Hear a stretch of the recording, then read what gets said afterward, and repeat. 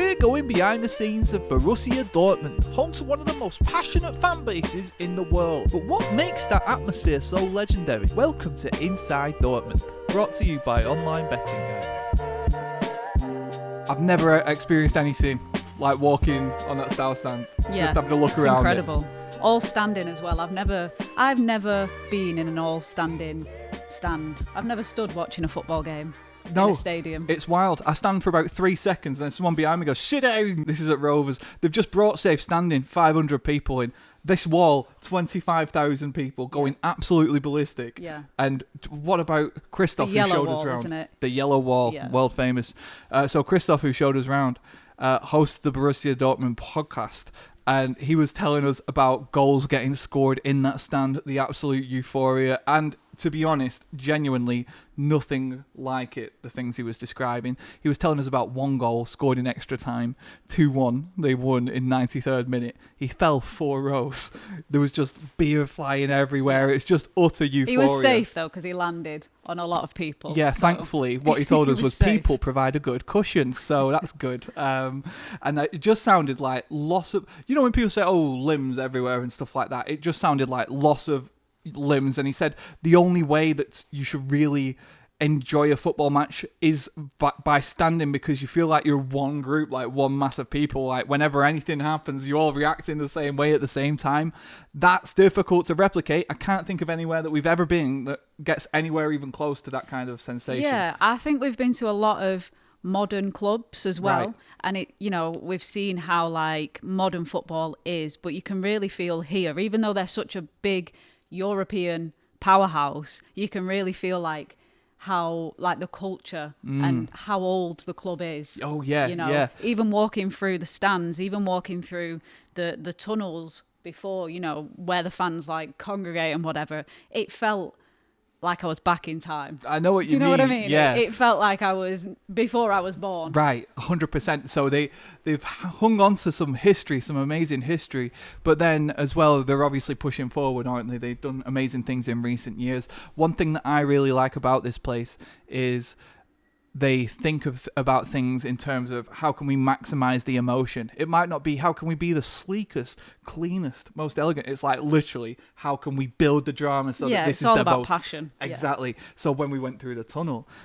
is not this big, wide, open, expansive thing. It's small by design, very narrow. And the point is, when you're shoulder to shoulder with someone you're playing with in the Champions League, you're literally next to them. There's no room for movement. There's no room for like taking a breath or anything. It's on you. It's on top of you. Walking through this stadium, walking through the tunnel to the actual stadium and taking a look at it, it is really, really impressive.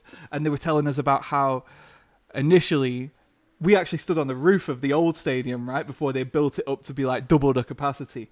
And that was big enough. Yeah. That was fine. Yeah.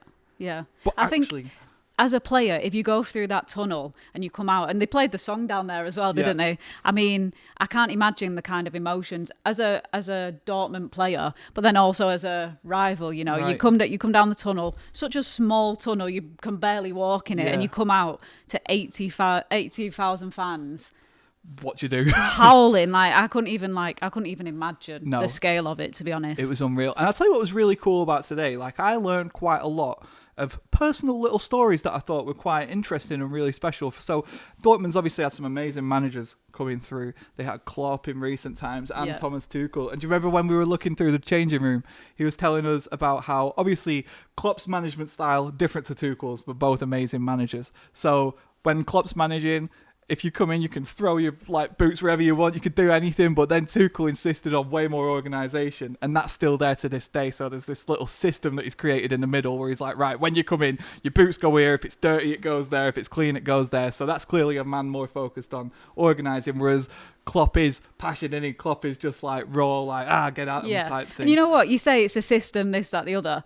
It's literally a table in the middle of a changing room. True like, that. there is nothing fancy at all. It's just about pure work, hard work, passion and football. That's it. Yep. There's nothing else to, there's nothing else to it. And that's what they kind of instill here. Sure. And that's why they get such a big, such a big following, such a big fan base. That's why the city is basically the club. Yeah. Or when we came out of the train station, the first thing you see is a club shop. On the way down here, I saw taxis with Dortmund branding. I see black and white buildings wherever I look. So that's definitely true. It's a small town as well. Yeah. It probably is the size of Blackburn, maybe Right. a bit bigger. Yeah. But then, it's 80,000 fans in here every game. Without fail. Without fail, yeah. And 25,000 more, because there's more standing over there, are standing, are stood. So I think, it's huge. It's massive. You really see how big it is, 100%. in the whole of Germany. Yeah, and you talked about passion and things like that. And I thought you could tell how much the people around here love the club. In particular, one story that I thought was really cool was their announcer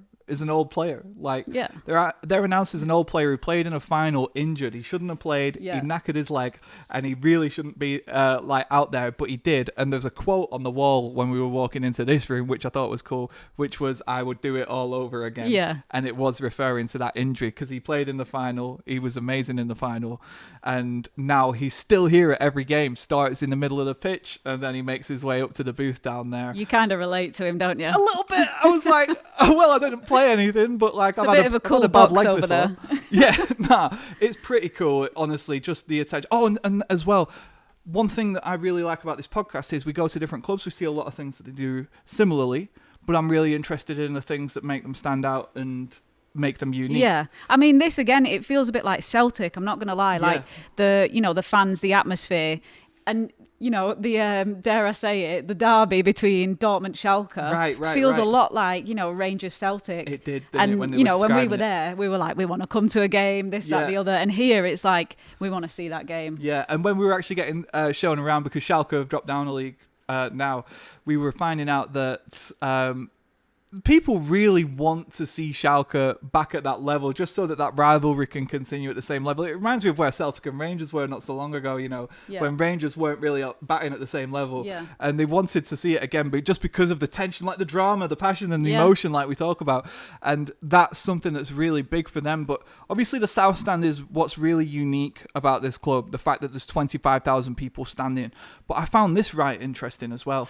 Underneath the South Stand, there's this room that's dedicated to education for kids and stuff like that who want to find out about how to spot, say, far-right groups and things like this, who want to be educated on how to avoid it. The people in Dortmund believe that football is way more than a sport. Like, there's political influence that comes with having such a loud voice, such a big platform as a club like this, and they're utilising that. It was cool to see what they do because they were talking about how if you want to educate kids these days and you said, I'm going to go and find out about how to identify far-right groups and things like that kids might be like, no, I'm not doing that. But if you tell them, it's under South Stand, like, you what? And they get to go to the game afterwards and stuff like that. They're on that and they're learning and they're growing. And I think that's quite big for these. And then there's a kindergarten. Yeah. Isn't there? Yeah. No, it's a good initiative for kids as well. And I think Christoph said something about the stand over there. It's a standing stand again, but it's only small. Yeah. But it's just for younger people. Right. So it's to get younger people to the game. And it's not in the ultras section.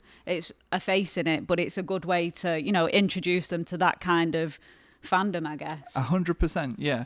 I mean, to be honest, I think if you wanted to come and watch a football game in a more calm and controlled environment, when we were walking through the stands down here, I think you can do that here, and you've got a really good view of the pitch, and that's open to you. That is an option to just watch it and be seated. Yeah. But honestly, nothing seems like I must be in that wall now. They were saying because you asked a question that I thought was really interesting. It was like, do you stand in the same spot, or do you how do you know where to be? Do you come on a first serve basis? And they said you need to be here an hour before kickoff. Everybody pretty much knows everybody, so most people there have been stood in their spots for 20, 30 years. They all have their own spot, Yeah, and he said if you were in that wall and you weren't singing at the top of your lungs and you weren't involved, that's very unusual. Yeah, touristy vibes. Yeah, they'd be like, who is this? What do you want? But if you go there, they're always making room for new people, and new people are more than welcome. So if you go there and you just say, right, I'm getting involved today, they're all for it. So it's not a case of, you need to find a spot and be careful. Just get there an hour early, get part of it. Oh, and what about that story about, in terms of getting there early, what about that story about Jude Bellingham when he was coming down here and deciding whether or not to sign? The thing that swayed him, do you remember, it was talking about when they came out for the warm-up, everybody was already there, and they were loud as you like. Yeah. He said it's the loudest crowd he's ever heard, but it was a warm-up. Yeah, that's like an hour to 45 minutes before the game. Insane. And there's already 25,000 people there. It's unbelievable. Yeah. And this is what makes this club so cool, right? Yeah. It's got one of the best fan bases in the world. Yeah. It's kind of punk rock. It seems kind of anarchist, but also just like really good vibes at the same time. When we found out about how this club was formed, they were formed by a group of people, like young kids, and it fits this vibe, this punk rock vibe. Church boys. Yeah, church boys who were told by the church, don't be playing football because that's too low. At the time, it was like gymnastics. Gymnastics, yeah. Right? And they were saying, forget that, we want to play football. Yeah. So they ran out of the church and they set up what you could argue has been quite a success. Yeah, I would say so. They've done all right. Yeah. We're not able to do it, by the way, without online betting guides. So say a big thank you to those guys for helping us actually go out and see these places firsthand. Online betting guide have an incredible YouTube channel, which we do recommend going to check out because they're interviewing the biggest names in football all the time and finding out they're getting their opinion on current events, but they're also asking about their careers too. We're talking guys like Brian Robson, Marcel Desailly, who I used to love, by the way, when he used to play for Chelsea.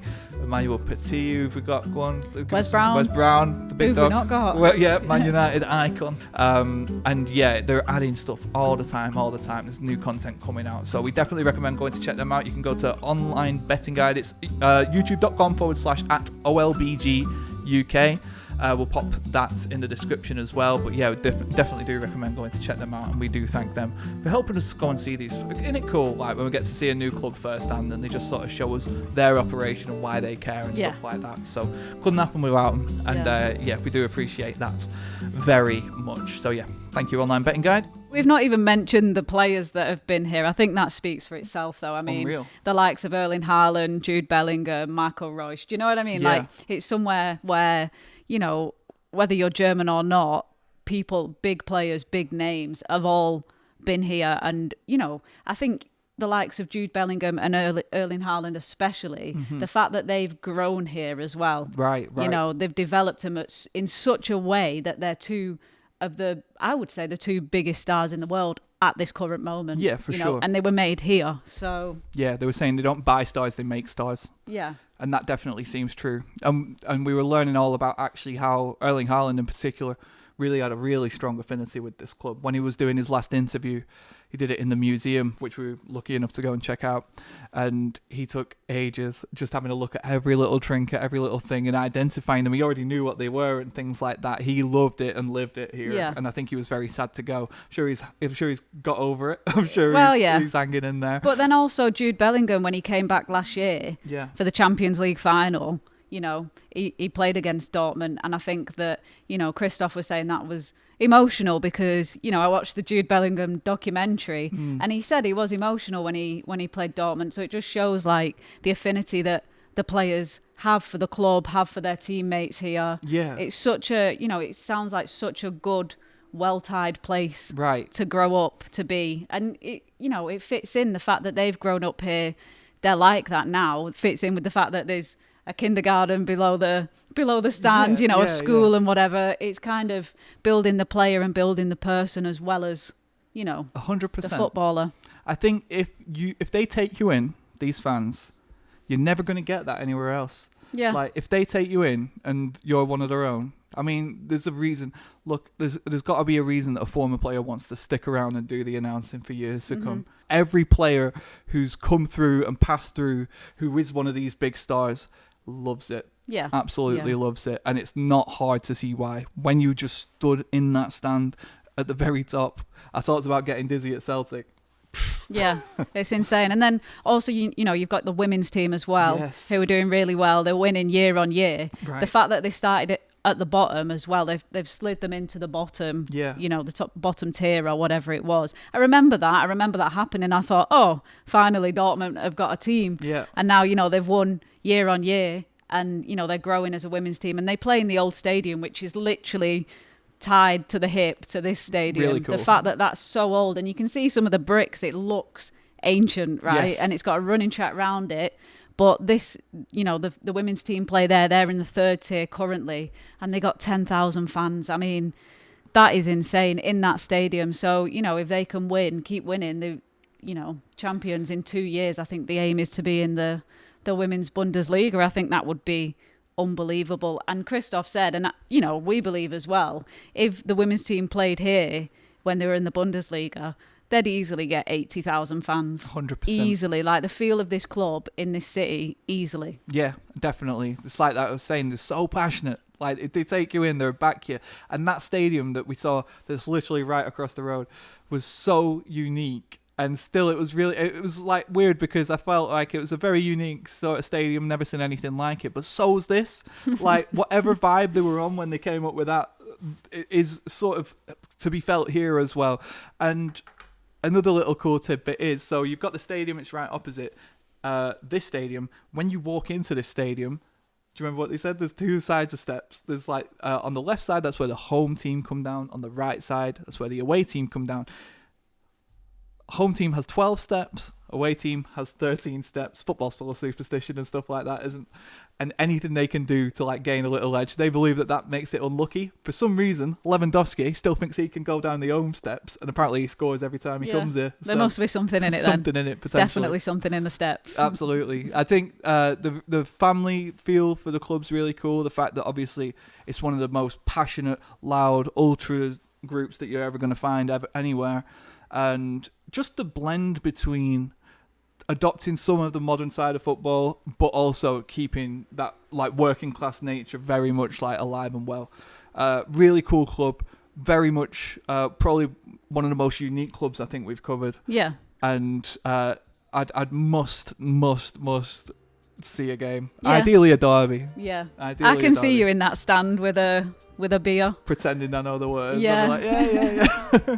A German beer. Absolutely, a Veltins. No, well, I'll tell you what, honestly, I think that's on my list now. And if you've ever been to Dortmund and you've experienced it, whether you're a Dortmund fan or you're not, let us know what it's like. Let us know what it's like, because honestly, I think it's one that I might have to do a repeat visit. It'd be the first repeat visit, but I think that's top of the list. So what else can you say? It's punk rock. It's kept its roots. It's growing all the time. And it's a real privilege to be here. And Christoph was awesome as well. So thank you to him. Thank you to watching as well. Really fun episode. Really good, yeah. Great. Champions League club, it's insane to be honest, it's isn't it? ridiculous, yeah. Trophies out, yeah. Massive club. It's super cool. So thank you so much to everybody watching, because obviously you watch it, that helps us do this, makes it possible. And all these experiences are so amazing. Really appreciate you watching it. If you've enjoyed it, leave us a nice review. Share with a pal, do what you want, really. But we've had a great time, and I'm going to have a little route round again before we go. Please do like, subscribe, do all that good stuff, and we'll be back very soon with another one. But until then, take care, have a good week, and peace out. See you soon. Bye.